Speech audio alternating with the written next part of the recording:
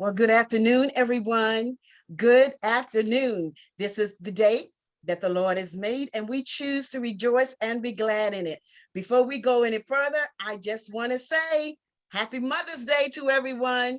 And those that are mothers, those that desire to be mothers, enjoy the day. Enjoy the day. Those that don't have your mothers with you, enjoy their memories, the love that they share with you. There are so many things that we can talk about that pertains to a mother. And one of the things I wanted to do, well, it would be nice if I would let you know who I was. For those that don't know, my name is Portia Wheatley. I am the founder and the president of a nonprofit organization acknowledged as Trophy of Life Incorporated, where we have the opportunity to render hope, encouragement, and inspiration to the whole wide world. And we're grateful about it. Let me also bring in my co-host.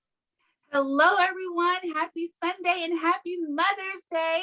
I am Takira Swan, and I am so happy to be here with you this wonderful afternoon. Before we get started with our wonderful guest, I just want our viewers to please go to YouTube and like, share, and subscribe. Together, we help spread hope, encouragement, and inspiration across the entire world. So make sure you go to our YouTube page. Across the entire world. You have to speak those things out of your mouth because our words have power. You put it out there in the atmosphere, it takes hold and it manifests. Yes, it does, I don't know, but I know it does.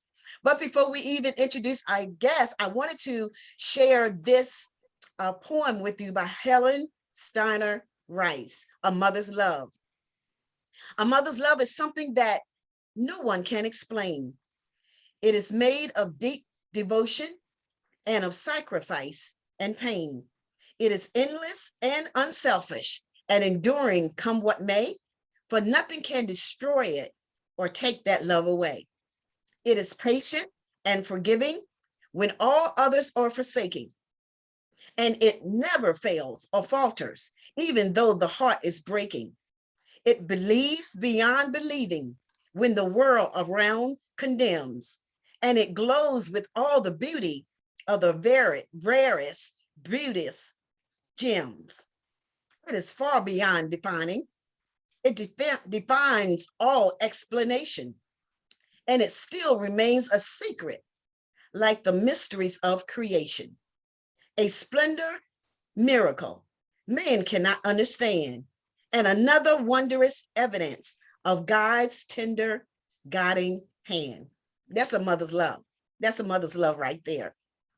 But today, we want to take the time and the opportunity to welcome to our platform, Miss Lacey Harris. Miss Lacey Harris, thank you, Lacey, for taking out of your time, out of your schedule, out of your day to celebrate with us, to celebrate Mother's Day with us. We're happy about it. We're happy that you're here with us. But even before we actually confirmed this date, I wanted Lacey to take the opportunity to celebrate her grandmother. Her grandmother holds a special part in my heart because she literally almost every day as a child, we were up at Railroad Hill. Remember? No, you probably don't even remember Railroad Hill. That's where your grandmother was. Any doll baby, your mom, Diane, Lorenzo, Desmond, all of them, they remember Railroad Hill. That was the place where everything was moving and shaking because us kids got together and we loved to go to Sister Vi's house.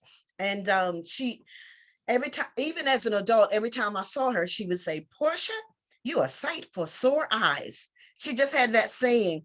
And there were just things that she did and her characteristics and her, the way she carried herself, such a holy woman of God. And she has so much love for other people's children. And I appreciate that. And I just wanted you to take that opportunity. I know it would be good for you anyway, but just for me as well to share something about Sister Vi and who she was. Of course, you can't even celebrate yourself unless you celebrate your mom. So I'm gonna yield the platform to you so that you can just share the love from the generations to the generations.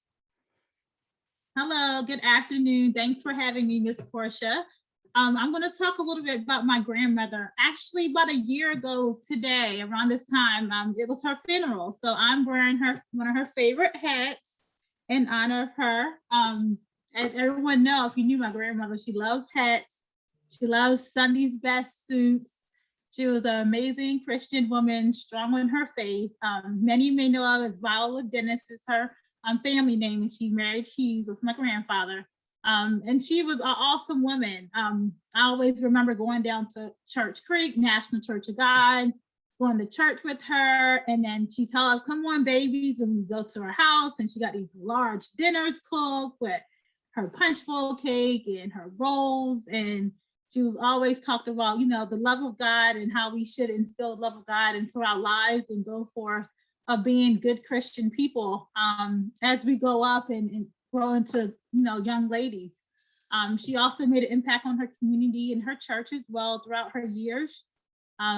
She's originally from Snow Hill, so I have a lot of family from Snow Hill, and I always loved visiting the countryside in Snow Hill and just being around her presence as we grew up and grew as an older age. So giving honor to her for everything she's done for us and all the memories I've had with her. And then there's my mother, which is her daughter, Charlotte Harris, that many may know as Doll Baby. I appreciate my mother and everything she's done for us. Happy Mother's Day to everyone who's watching. Happy Mother's Day to my mom, Charlotte Harris. Well, everybody knows Doll Baby. She's also instilled the Christian ways of growing up and being independent, as well as giving thanks to God and growing in a graceful manner, and just being a great human to society and living the right way in the Christian way in everything that we do. Even being old and out the house, she still gives us those little talks and sends us those little texts and those little scriptures. And she senses when things are wrong, and she just is there all in the right time and the right things when you don't even know how she know what you're going through. You don't want to tell your mom everything, but she already senses it and she already knows. But the Holy Spirit gives her that little tap on the shoulder to do things. So giving honor to my mom and my grandmothers, even my grandmother Claire Hughes, Claire Harris, many may know as Claire Stanley from Church Creek. I remember memories of going down with her in Church Creek in the summertime, and Easter egg hunts and Easter dinners, holiday dinners, and just spending time going to Ocean City and getting that Laffy Taffy candy and Thrasher fries. I remember all of that with my grandparents.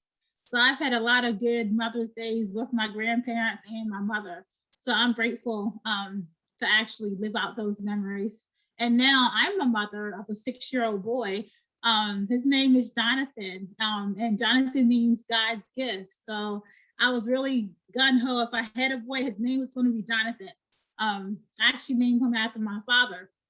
Recently, I've become a single mom. I have a testimony that I'm a divorced single mom, but God has provided and has done a lot of great things for me in this transition. So I'm happy to say that as a single mom does not mean that, things are dysfunctional or broken. We're just restructuring our lives to continue to take care of our children and continue to take care of ourselves as we continue to go throughout our daily transitions in life. I know it's some mothers out there who possibly maybe, single moms, and we have some married moms, but all the things we have in common is we just want the best for our children in each situation, in each scenario. So I'm grateful to be a mom. I feel like it was easy for me to become a mother and a mother's role because I'm a nurse and I'm celebrating Nurses Week as well. So I've been a nurse for 12 years now. I started very young at 23. Been a nurse for 12 years. Most recently, I spent a lot of my nursing career as a shock trauma nurse. I've always watched that as a Discovery Health Channel as a teenager, and I always want to get in that situation and be in that environment. And God allowed me to be in that environment for some very great years to help a lot of good people. So it was easy for me to transition into being a mommy, as naturally have a nature to take care of people. I feel like, as a mother, we do have a lot of our strength come from always wanting to take care of our children. And we naturally want to do that. But I think in hindsight, we miss taking care of ourselves. So lately, I've always been wanting to encourage people to have that self-care time as being a mother And I've been really pushing towards, penciling those times in my calendar and penciling times into my schedule to set aside time to be a mother. Are you guys able to hear me? Okay. Very good. Hear you very well. Okay.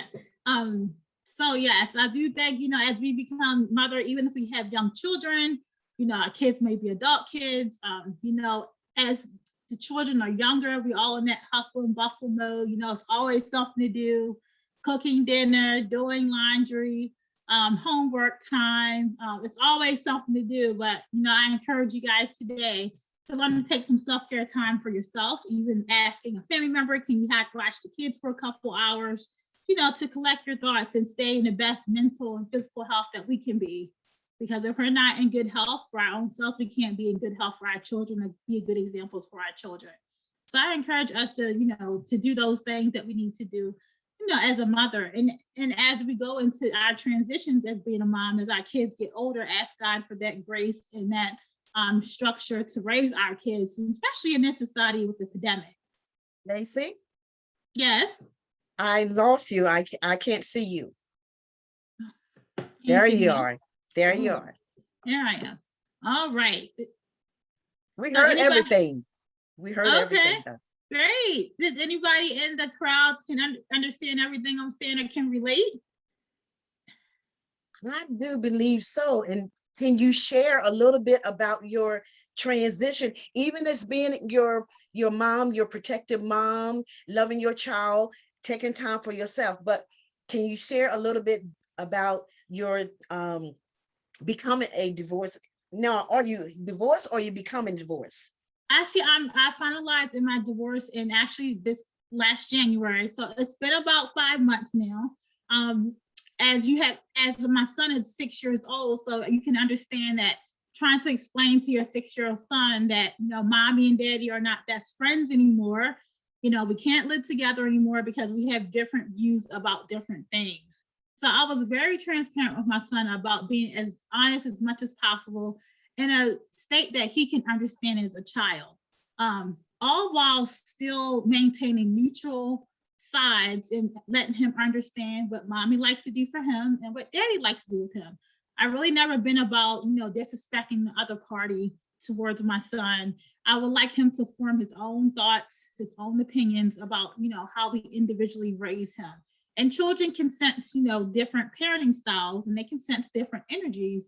And that's what I wanted him to do that on his own, regardless of my relationship with his father. I want him to form his own relationship and thoughts and energy towards how he's going to go up, developing his own characters and his own, personal feelings towards us. So initially it was hard, 2 separate households, school schedule. You're trying to adjust your work schedule to be able to be more available for, my son, picking him up, dropping him off to school. I was not used to doing everything. I used to have some help, from his father, but since the divorce, it was more of me doing a lot of everything. Paying school fees, the bills of the house, which God has provided explicitly, had provided more than enough for me to be able to do things sufficiently, which I am so grateful for, because I know a lot of mothers today in the society, especially during the pandemic, like God has showed me the most love, has gave me the most funds, has showed me the most of everything that I've ever experienced in my life. And I thought, divorce is not breaking me. It's actually showing God that he's showing up in all these times where I need him to show me the love the most. And he's done everything of that. So on top of that, I'm really big in mental therapy. It's not that, as a society or culture, we think we're crazy and we need therapy. It's more so maintaining a stable mentality as we go through transitions in life. A whole pandemic, a whole divorce, still trying to maintain your nursing career, still trying to be a mom. So I'm taking care of people, and I'm trying to take care of myself and take care of my son. So it was a lot to maintain under, the process of getting divorced and the emotional aspect of that, and the different, court and, lawyer, and so many different people come into play in this pandemic and everything that's going on. But God provided me that grace. God provided me a whole group of women who are going through similar situations. The therapist I had was amazing. I made sure that was the priority for me, to be in therapy every 2 weeks. And I got my son in therapy. I talked with his guidance counselor. She understood. So he's in therapy too. And it's not that, is something wrong with him, but I know he's going through transitions, and he may be upset on different times when me and daddy can't do things together as a family. He's going to know why we're not sleeping together as a family, why we're not eating dinner together as a family, why we can't go on vacation together as a family. So those are all changes that I knew was going to affect him going down the road. And I knew I needed to get him in, therapy, so he can learn to process his feelings and process his thoughts, all while we're trying to transition out this range that we're in now. So I feel like, God gave me all the resources, the people that I needed, supportive friends and family, everything that I've needed, God has provided. And I'm like, wow, God, through all of this, wow, like, like I know I'm a good person, but wow, you're giving me so much. Not too many people that I know come out of a divorce and have such glow and a smile and know how to handle it. But you said something very important, and that is actually making sure your son, and then to our audience, whoever, whether you have a daughter or son, your children understand the process. They may not fully understand it on your level, but somehow, in some way, have services provided for them so that they can understand on their level, so that when they get a little older, they won't have a grudge against either parent for what has happened in their life. That is very important, because there are children that they are not looked after doing in the process of what adults go through. And then when they get a little older, there's resentment there. But when you can handle it, and you said a whole lot about the different pieces that came into all of this that you were going through, because I was getting ready to ask you about your mental capacity. And God evidently kept you together, sister girlfriend. God really kept you together. So that is a good thing. And that is where individuals that have been through or are going through this particular situation, you're there to help them through. Only for what God provides you to let them know or share with them, or, speak into their lives. Now, that is the point. What is it, or shall I say, what line did you draw, rather than to have everybody speak into your life? Well, girl, you should do this and you should do that. What did you do? What was your drawing line? I'm not going to let me know. Let us know. So I feel like with me going through, such a toxic marriage, I felt like I was quiet through the marriage to people. Even my parents had no clue about what was going on. They only knew. One day I went to them and I told them I was getting a divorce, and I told them everything in one day, but they had no clue what was going on through the years. So I felt like the line for me was, as a person, I know that, I don't introduce other people into my marriage when I'm going through the marriage. I typically try to handle it with, my spouse, but when I couldn't handle it with my spouse, I finally had to let everyone know this is what's going on. And then once I let everyone know, it was big differences. His culture didn't believe in divorce. So it was a lot of his culture and his friends and family telling me to work it out. It was a lot of, it's fixable, which I knew it wasn't fixable. I knew certain things in the marriage that I experienced was not fixable.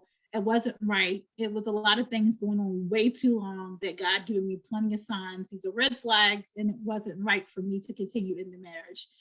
As much as I wanted to fix the little things in marriage and try to encourage him to do little things, things just didn't go right. And I felt like God was steady telling me and showing me different avenues of what I can do and how he's going to provide a way for me to get out of this marriage.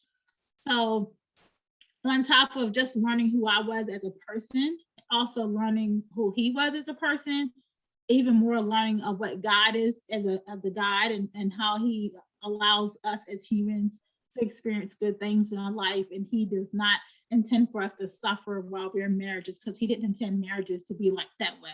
So I believe it's God and what God allows for his people to allow me to not take in the talkers to believe that this is going to work as a marriage when I knew it wasn't. Because I knew that God wanted better for me. So it was God telling me in his spirit that he knew that this is not for me. So in all of this, you still kept that cap on as a mother. Yes, I still kept the cap on as a mother. I was like, I'm a mom, I have this young boy, he's looking up for me. He's, I'm every morning he's waking up, he's seeing mommy, he wants to know what mommy's doing. Children senses things, even though we think they don't. They're young, but they still sense things. They still sense when things aren't right. They still sense when mommy's upset and mommy's trying to hold it in. So children still sense things, but even though my marriage was failing, I wasn't going to fail my son. So I had to be able to be honest with him, and I wanted him to be able to express himself, and I wanted him to grow up in a healthy mindset, and I want him to see what healthy relationships are and all around. So I couldn't fail my son. That was my main priority. That's so good, definitely, because I know even though we are always saying Happy Mother's Day, there are mothers that are not happy for whatever reason, whether it's because of the way children treat the mother or the way that mothers treat the children and are guilty about it. And then there are mothers that have to stay in a toxic marriage because they have several children and have nowhere to go. And that male is providing for the children. So my thought is, what would you share with a mother who may be in a toxic relationship, and what is her plan? What would be her first plan or thought to make it better for her children or to get out of it?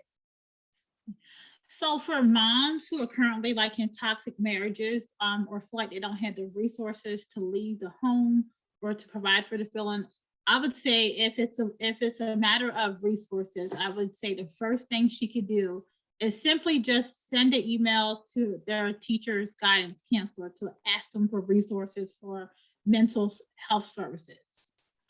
Also, some of these guidance counselors have resources for if they want to leave the home temporarily. They have resources for hotels or shelters if they don't have any family around that could understand or take them in. So I would say reach out to the school guidance counselor, because some of those services are free. So I would reach out to them first, and then your local court. Some of the local courts right now, which I started at, was a legal center.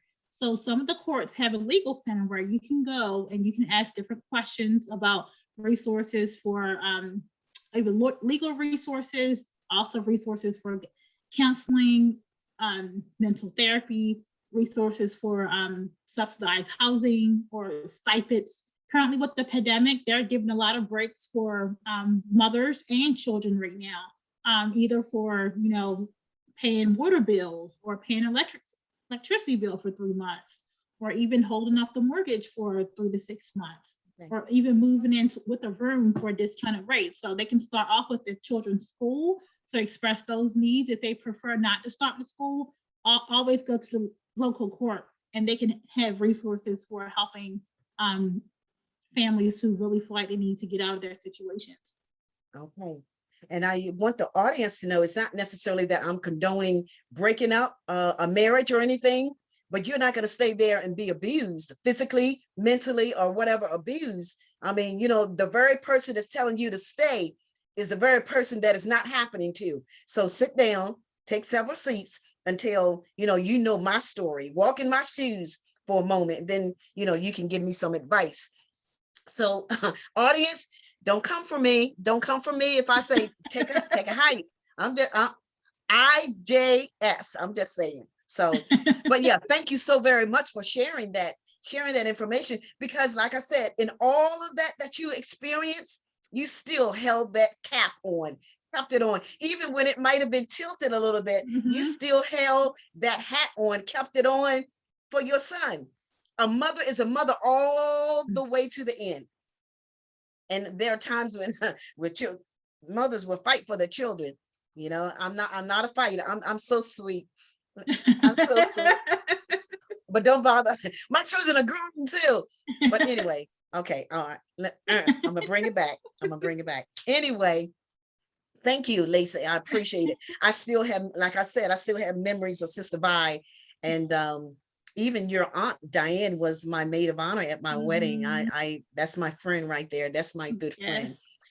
But I really do appreciate you coming and wearing Sister Vi's. You go, girl. Yes, Sister Vi loves some hats. Yes, she did. Yes, she has so many hats. Takira, she's like, her grandma was like Mother Barnes in hats. So that gives you a picture. Yes. Thank you so much for coming on our broadcast. Before I get started with my ending and closing comments, Miss Portia, I'm glad our viewers could not see my face when you were saying you're not a fighter. Listen, she is so sweet. I'm telling you, she has a heart of gold, but don't play with her. Play with her if you want to. I just need to put that out there. Don't be fooled. And don't be fueled by her petite, cute size either. But that's for another day. But, but thank you so much, Lacey, for coming on our broadcast. You're welcome. Guys, this is a perfect example of how you can still have your own situations going on. You still have to grow as a person. You still have to deal with things in life, and yet you are still a great mother. Let me tell you. I always I have so much appreciation.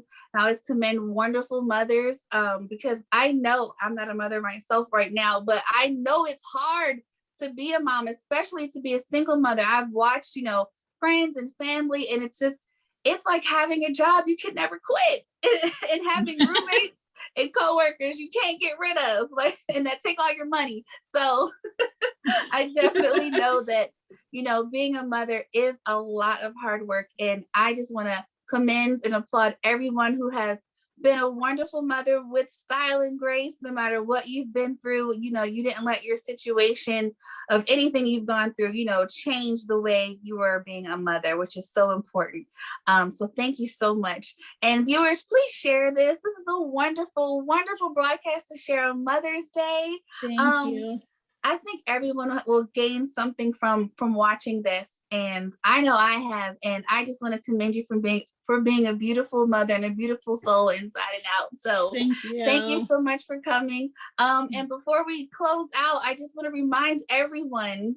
Well, first, before I remind everyone about going to our YouTube page, take this day to celebrate your mother, a mom. If your mother's not with you physically here on this earth, or maybe you can't go see her because she's far away, celebrate someone who's a mother. And if you are a mother and maybe your kids are too small to do anything for you, take some time out for yourself today and treat yourself for being a wonderful mother. Pat yourself on the back, because this is not an easy job, in our society, because everyone here, you got here some type of way, you have a mom. So we kind of, desensitize, situations and how hard it is to be a mom sometimes, because, it's just a normal thing. No, take some time out to do something you want to do and just celebrate you, because being a mother and being an awesome mother is no easy job. So thank you all to all the mothers out there for being who you are and just mothering everyone, even if it's not your own child. I have plenty of aunties that have been a mother to me, including this one right here, Miss Portia. I'm telling you. Yeah, so celebrate them today. And please go to our YouTube page and subscribe. And that's all I have for today. Thank you. I tell you, I appreciate each one of you. And to our audience, again, to piggyback off of what Takira said, celebrate yourself, celebrate another sister who may be a mother. Just enjoy the day, all right? With the memories, if you have to, or in person, however you want to do it. Enjoy this day. We're going to leave you for today, and we shall see you on tomorrow at 1 o'clock. Blessings. Blessings.